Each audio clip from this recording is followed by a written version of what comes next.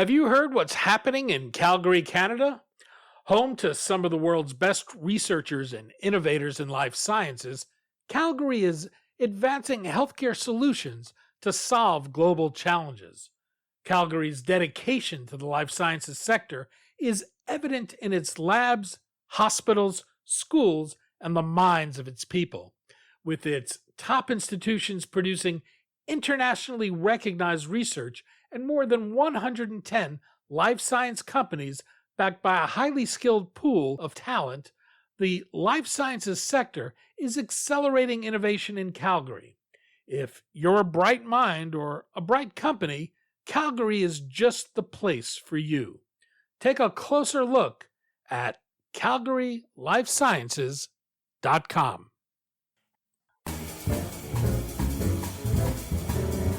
I'm Daniel Levine, and this is the Bio Report.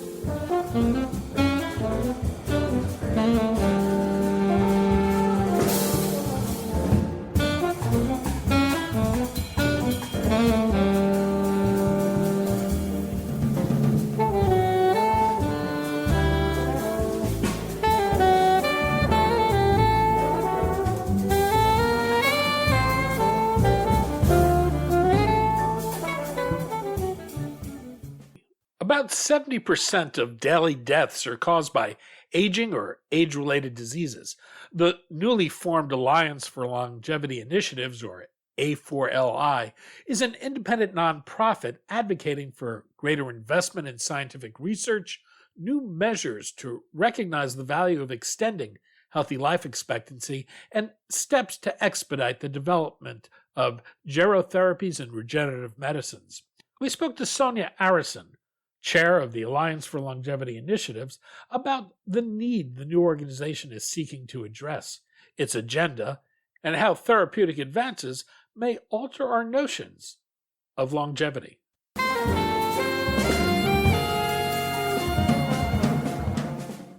Sonia, thanks for joining us. Thanks for having me.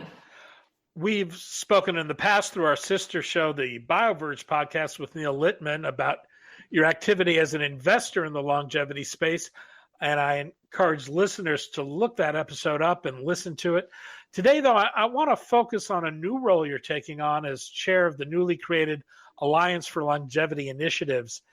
In your book, 100 Plus, How the Coming Age of Longevity Will Change Everything from Careers and Relationships to Family and Faith, you say the first person to live to 150 has probably already been born. You wrote that about a decade ago. Has your perspective changed in any way? Yeah, it's incredible that a decade has gone by. Not really. I still believe that that's true. I guess the way in which my perspective might have changed is, I'm a decade older, and so are you.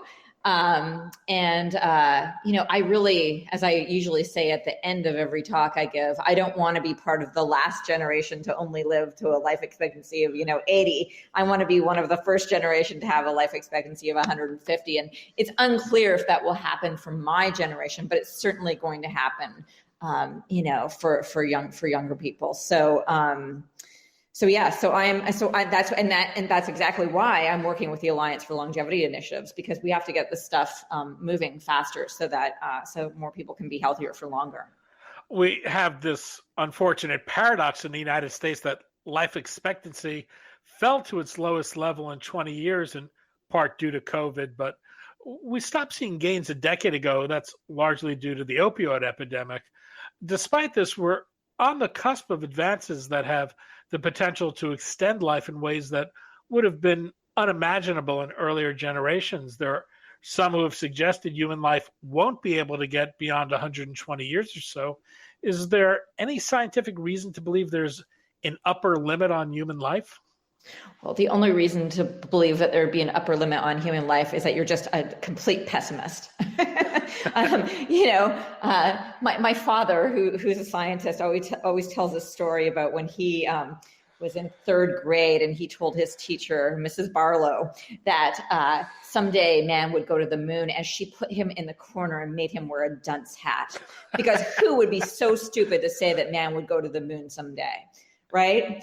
And this is a problem that, we were always facing, is that anytime that there's something really big and really hard to do, there's going to be a lot of people, even a lot of expert people, who are going to say, it can't be done. And if you look back to my book, 100 Plus, I cite a number of examples. One of them is this guy named Lewis Dublin, who was a well-known statistician for MetLife. And in 1928, he said that longevity or life expectancy would never exceed 64.75 years. And in 1928, life expectancy was 57. So that's what he said. People believed him. He was the expert. We will never live past, 64.75 years. And, who could predict all the various, scientific and revolutions that would happen in science and technology and medicine and lifestyle. I mean, there's all these things that contribute to why people are living longer and better today. But there's always going to be pessimists, but then there's always the optimists. And if you look at work done by demographer James Bopple, who's done some really great work. He has this paper where he shows that there's at least 13 estimates by organizations like the World Bank and the United Nations that have said the life expectancy would never pass a certain number, and it has passed them already 13 times. and these are well-respected, well-known, organizations. And he points out that in the second half of the 20th century, gains in life expectancy generally are happening because of improvements in people's health past age 65. So, some people argue that, our life expectancy has really shot up because of things that we've done to save people at the beginning of life. And so, battling infectious diseases and the discovery of like antibiotics and all of those things. And yes, those have helped us live longer. And better sanitation, all those types of things.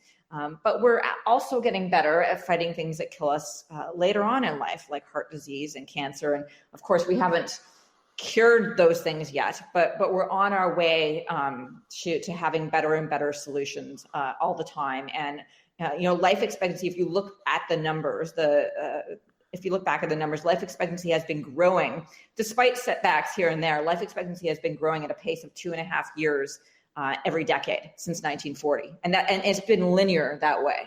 And so I think we can still expect that, and maybe we can expect more than that if we have some truly revolutionary things happen in the next few years. And as you think about what's possible, where do you see us heading in terms of longevity, and not just in terms of living longer for the sake of living longer, but in terms of living healthier and living with more abilities at a later age? Right. And that's the thing, is that nobody wants just longevity. That's silly, right? I mean, people want to be healthier for a longer period of time. They don't want to just live long and be sick. So let's just get that straight off the bat. Even though our alliance is called the Alliance for Longevity Initiatives, it's really the Alliance for Health Span. We want to be healthier for a longer period of time. So, there's a lot of different strategies on the horizon, and, scientists are thinking about different ways to keep us healthier for longer periods of time. Like you mentioned a little earlier, replacing parts, replacing organs, growing organs in the lab. And that's sort of this like vintage car idea that as things break down in the human body, we can, grow them and replace them and keep the human body, healthier and running well, kind of like we do a vintage car. And then there's some scientists that say, no, that is not the way to do it. And there's big debates, by the way, within the scientific community. They get very heated and angry at each other. There's the other camp that says, no, what we've really got to do is rejuvenate the whole body. We need to slow down whole body aging. If we just slow down the rate of aging, then everything stays healthier for a longer period of time. And so then there's those people. And that was kind of the state of things when I wrote my book a decade ago. And now something has changed since then that I'm very happy about, because it was a big glaring thing that was missed, or it was missing back then, because the science hadn't advanced quite as much as I had hoped anyway back then. And that's the brain. the brain, it's not just about replacing hearts and livers. And I mean, that stuff matters, but the brain is really, really key to all of this. And of course, if you had a whole body solution, it would impact the brain, but the replacement parts strategy was missing that. And now there's researchers working on rejuvenating just brain parts as well. And so that's now part of the larger picture. And then on top of all of that, you can step back from all of that, which that's the really revolutionary stuff. And you say, look, we already can see, and I'm an investor in longevity technologies as well as writing about it and thinking about policy. And I can see companies that are out there right now who are creating better predictive technology and better scans to find diseases at super early stages. So like if you have cancer, you find it before it even sort of takes hold, and you can. It's much easier to fight when it's early on like that, and that will have a big impact as well. And so there's a lot of different ways that we're going to be improving our health in the future. Well, that's interesting. As you think about the potential for longevity, where do you think those biggest gains are going to come from? Are they going to come from better understandings of health and disease? Is it going to come from regenerative therapies or something else? I think it's going to come from all of it, to be honest. I mean, like I said, there's these big battles in the science community about who's right about, the parts or the whole body, or, honestly, it's probably going to be both.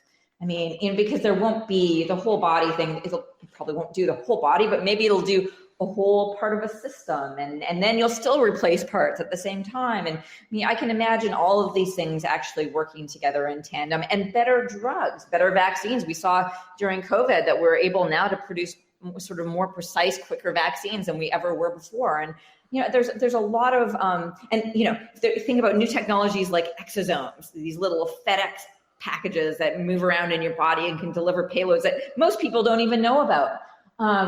There's all these wonderful things happening right now that really are going to make a significant, measurable difference in people's lives. Well, many of our listeners may never heard of the Alliance for Longevity Initiatives. This is a newly launched initiative.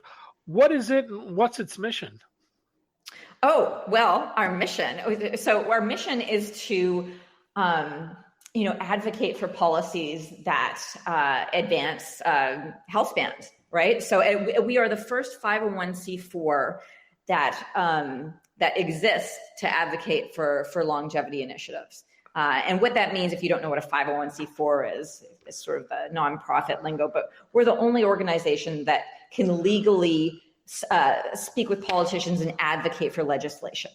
That kind of group doesn't exist yet, and well, now it does, but it didn't before we existed. And so we plan to not only educate politicians, but educate the public and have real input on legislation that can affect health spans and American longevity, world longevity, really.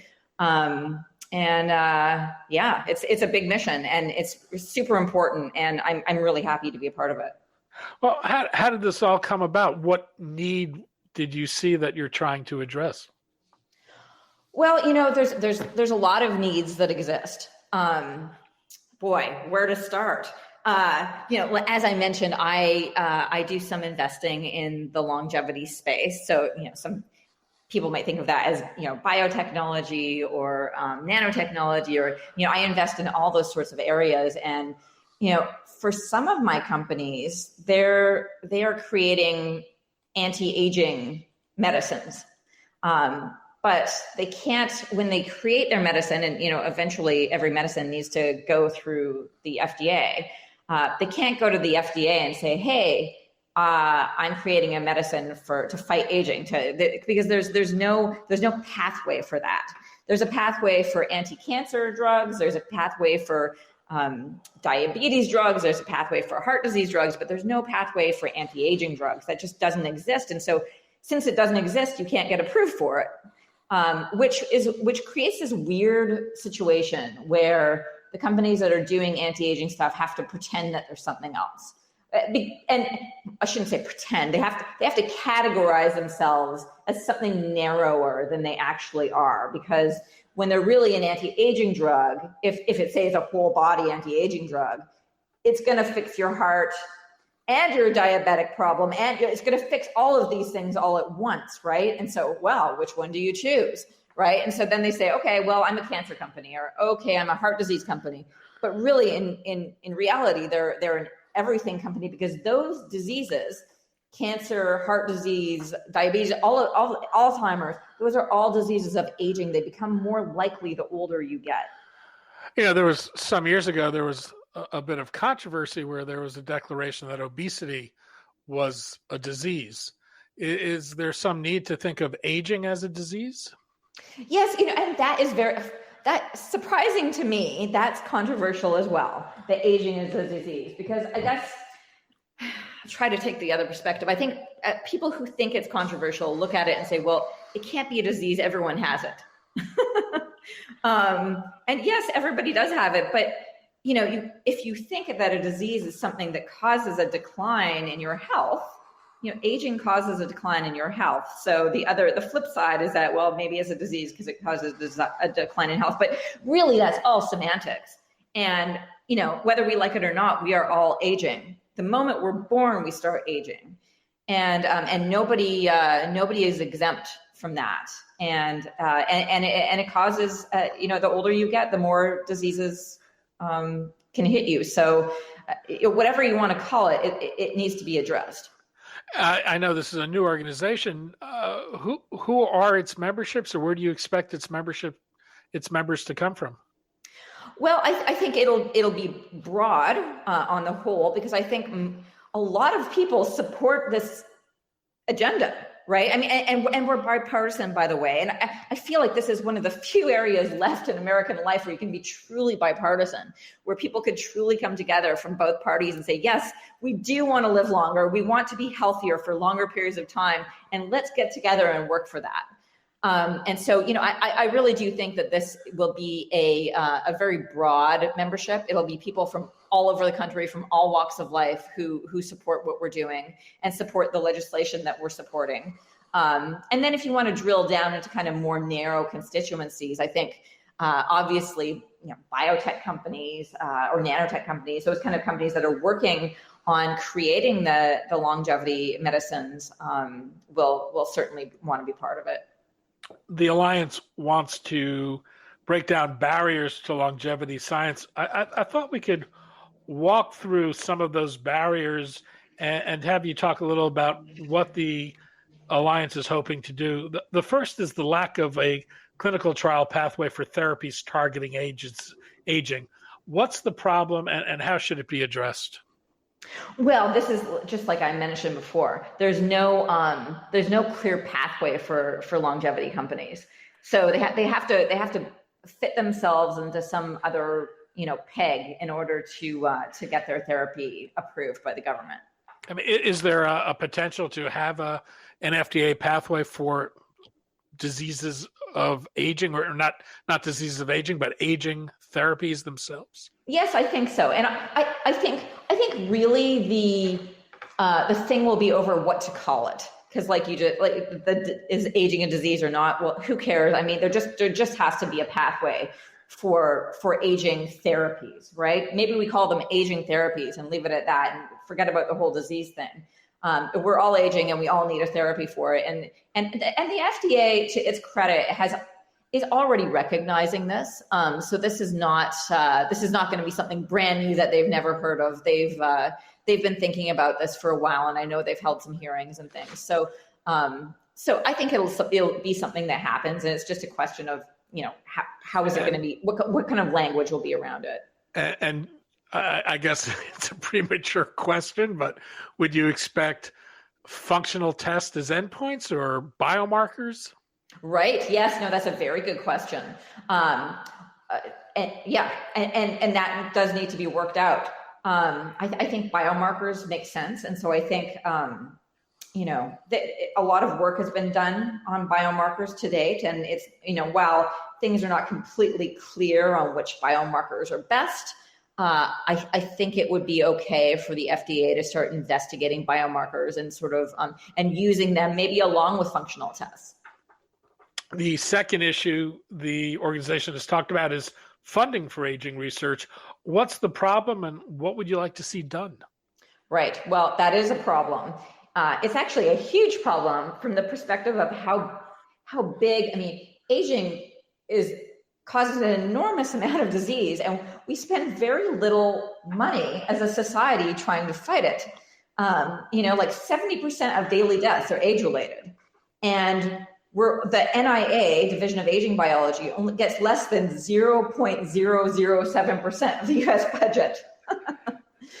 So, I mean, it's crazy. Like the NIH gets $42.9 billion. The NIA, which is part of the NIH, gets like 3.8 billion of that, but only 322 million is going to aging research. Yet aging is arguably one of our biggest problems. And so things are really turned around. And I think it's because, this is still a new area. The idea, if you go back and read my book, the idea that aging is plastic is relatively new, say in the last 15, 20 years.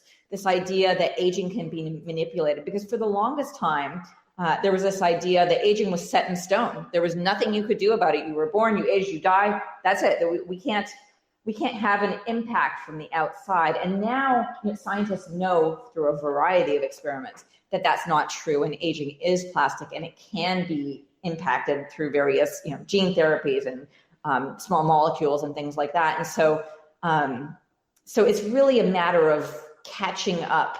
And this always happens with new technologies, catching up our legislation and our policy to meet with the reality of science. I suspect there are people who would argue that the investment in cardiovascular disease research and cancer research and Alzheimer's research are all about, to a large extent, about age research. You could argue that, but they're not looking at it from the beginning. They're not looking at it from aging. They're looking at what happens downstream. And, I think a lot of scientists would argue that you have to go a little bit further upstream, but before you can actually solve the problem. Finally, the organization talks about the longevity information gap, namely public and policy awareness of the connection between aging and chronic disease. Why is that a problem, and how can that be addressed? Well, it is a problem. I guess, again, going back to my earlier comment that if for a long time we thought that aging was something we couldn't impact. We didn't have any agency over that. And we do. And I think that most people probably don't realize that. I mean, they realize the power of medicine, they realize the power of science, but they don't quite realize that aging is something we might actually be able to slow down or even someday reverse. And so there's a lot of education that needs to happen, not only for the general public, but also for our politicians who are making decisions about these things. The organization says it would like to see governments around the world prioritize keeping their citizens in excellent health for much longer. We collectively fail in so many ways with basics like good diets and exercise, environmental hazards, and other measures. They may not get us to 150, but it may be a more reliable way to benefit a broader population of people than growing replacement parts with stem cells. As you think about your agenda, what role do these types of issues play? Right. That's a good question. And we have thought about that, because you're right. There's a lot that still needs to be done on just the very basic stuff, like eating well and exercising and not becoming addicted to drugs. And there's all of these things that really can pull people down, and they're very important things. But those things are not our main focus. If there's an organization that's advocating for, some kind of healthy living, bills or policies or something, I think we would probably support it, but that's not going to be our focus. Our focus is really going to be on the radical longevity technologies that are really going to have a huge impact, not just take us from 100 to 150, but maybe take us even past that, where we can really, really repair people's bodies rather than just slowing down the eventual decline. There have been studies that have shown a link between wealth and life expectancy. Related to that are questions of access and affordability. As we make these tremendous scientific advances, to what role do you think access and affordability will play in the organization's agenda? Right. Well, that's very important. Access and affordability are incredibly important because already today there's really big gaps between the haves and the have-nots, both within the United States and internationally, in terms of how healthy and how long different populations get to live. And so I think, and the organization I know believes that we need to be very, very cognizant of making sure that to whatever extent possible, access to these health extending technologies is as broad as possible. The organization is the Alliance for Longevity Initiatives. You can find more at a4li.org. Sonia Arrison, author, investor, and chair of the Alliance for Longevity Initiatives. Sonia, thanks as always. Thanks for having me.